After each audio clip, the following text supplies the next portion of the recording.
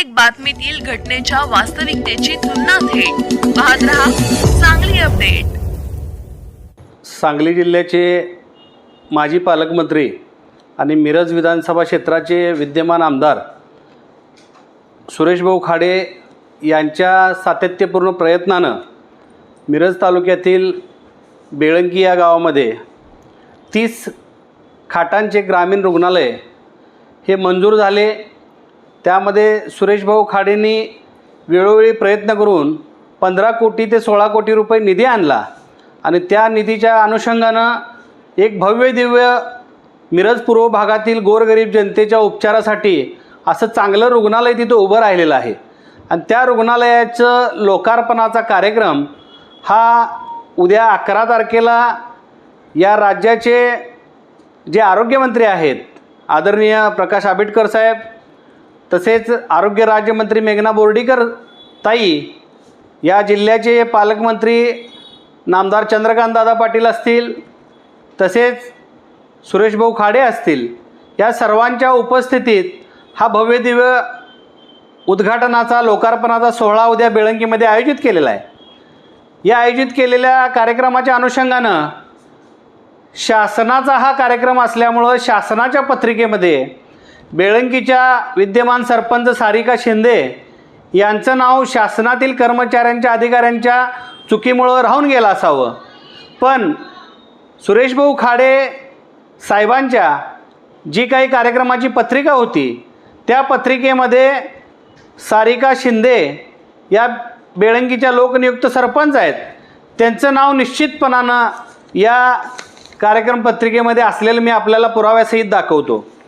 पण आज दुपारी या बेळंकीच्या सरपंच सारिका शिंदे यांनी एका न्यूज चॅनलच्या प्रतिनिधीसोबत फोन कॉलवर बोलतानाचं रेकॉर्डिंग त्या चॅनलवाल्याने आज प्रसारित केलं आणि त्यामध्ये इतक्या खालच्या भाषेत या सारिका शिंदे यांनी बोललेलं मी ऐकलं की मी सुद्धा सुरेश भाऊ खाडेंचा विरोधक होतो, पण विरोध कशासाठी करायचा त्याला पण काहीतरी कारण लागतं।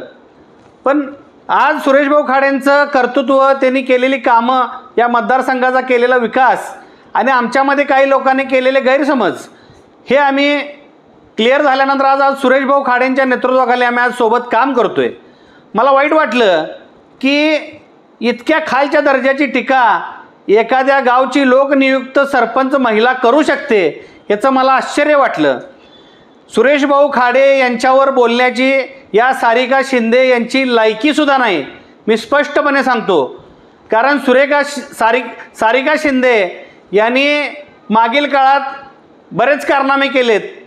जर यांचं वागणं असंच राहिलं तर या सारिका शिंदे यांचे सगळे कारनामे उघड करावे लागतील। मला सांगा, बेळंकीमध्ये भारतीय जनता पक्षाच्या पाठिंब्यावर या लोकनियुक्त सरपंच झाल्या, त्यांना सुरेश भाऊ खाडेंनी त्यांच्या कार्यकाळामध्ये एकूण 23,76,50,000 रुपयांचा निधी ह्या बेळंकी गावाच्या विकासासाठी दिलेला आहे।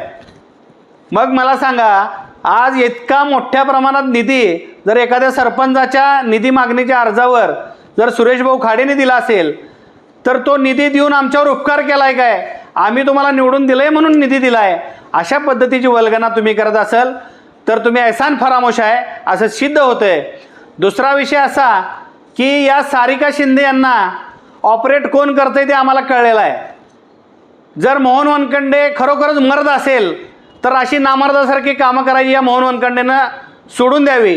एखाद्या महिलेच्या खांद्यावर बंदूक ठेवून मोहन वनखंडेला आमदार व्हायची स्वप्न पूर्ण होणार नाहीत। आयुष्यभर पीएचा पीएच राहणार आहेस, एवढं लक्षात ठेवावं त्यानं। मला या सारिका शिंदेना एक सांगायचं आहे की सुरेश भाऊ खाडे यांच्यावर बोलण्याची तुमची लायकी नाही आणि तुमची पात्रता नाही।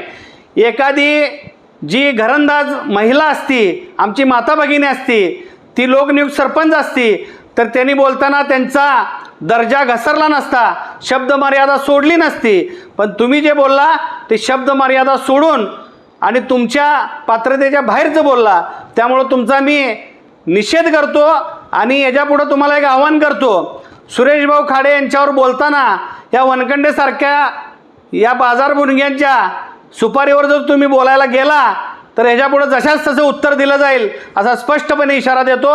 जय भीम, जय भारत, जय जिजाऊ, जय शिवराय.